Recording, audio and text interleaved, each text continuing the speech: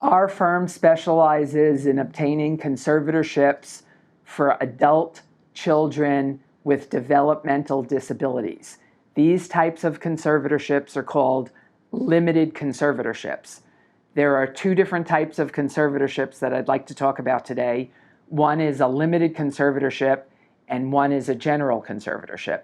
In a general conservatorship, all of the person's rights are taken away. In a limited conservatorship, there could be times when we don't take away all the person's rights, and that's why it's called a limited conservatorship.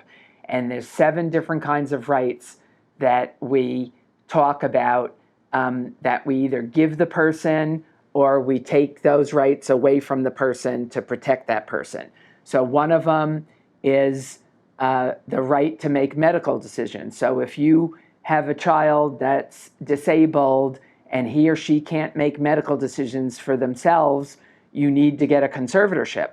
Before that person turns 18, you as the parent can make the medical decisions for your child, but the minute they turn 18, you really don't have the authority to make medical decisions, and that's why you need to call our office for a free consultation.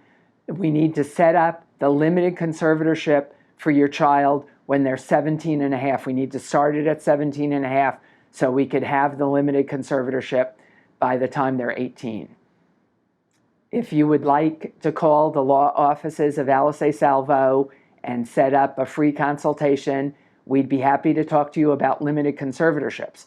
The other thing we'd like to talk to you about is setting up a special needs trust.